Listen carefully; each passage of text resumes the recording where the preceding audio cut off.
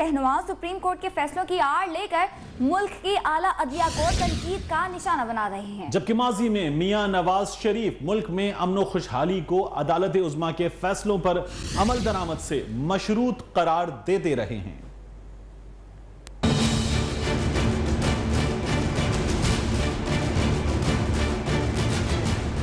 मीठा मीठा हप हप, कड़वा कड़वा थू थू, ये बात सादिक आती है नून लीगी रहनुमाओं पर, जो JIT की रिपोर्ट पर इतने बरहम हैं कि आला अदलिया को भी जली कटी सुना रहे हैं। अदालत तो इंसाफ करती है और JIT ने ये इंसाफ किया। हालांकि माजी में मियां नवाज शरीफ साबिक वज़ीर आज़म यूसुफ रज़ा गिलानी के खिलाफ फैसले पर अदलिया के बारे में क्या कहते रहे, आप भी सुनिए। गिलानी साहब का खत्म हो चुका है, वो इस मुल्क, इस दस्तूर, इस निज़ाम और जमहूरियत पर रहम करें और वज़ीर आज़म के ओहदे का नाजायज़ कब्जा छोड़ दें। यूसुफ गिलानी साहब जो है वो सजा को तस्लीम नहीं कर रहे और फिर कहते मैं अपील में जाऊंगा। मैं अपील से पहले नीचे उतरो, घर जाओ, जब घर जाओगे अपील करो।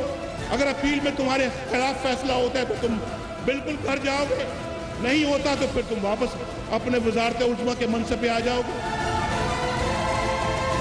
सुप्रीम कोर्ट की इज्जत और एहतराम के बारे में मियां नवाज शरीफ कितने हसास थे, ये भी सुन लें। मेरे दिल के अंदर पाकिस्तान की अदलिया का एहतराम है, रिस्पेक्ट है, और वो रिस्पेक्ट मैं सुप्रीम कोर्ट में भी मैंने वो रिस्पेक्ट शो की।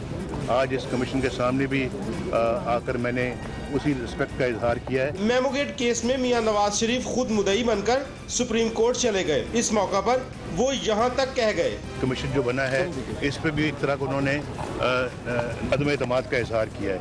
तो मैं ये समझता हूँ कि यही रुझान जो है ये आज हुकूमत को ये दिन दिखा रहा है।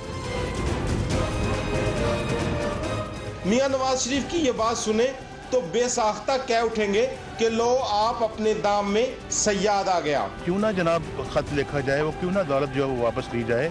ये कौम के खून पसीने की कमाई है जो बाहर इन बैंकों में रखी गई है। या तो ये बताया जाए कि जनाब वो पैसा जो कहते हैं कि हम खत नहीं लिखेंगे, कम अज़ कम फिर ये बता दें कि जनाब वो $60 मिलियन जो है वो किसका है। वज़ीर आज़म का किरदार कैसा होना चाहिए, इस बारे में मियां नवाज शरीफ क्या कहते थे, ये भी सुन लें। ऐसी वज़ारत उज़्मा को इंसान क्या करेगा जिससे पाकिस्तान को खुदा न खासा तबाही की तरफ चला जाए और मैं वज़ीर आज़म बन के बैठा रहूँ। मुझे ऐसी वज़ारत उज़्मा, बल्कि मैं ऐसी सियासत भी करने का कायल नहीं हूँ।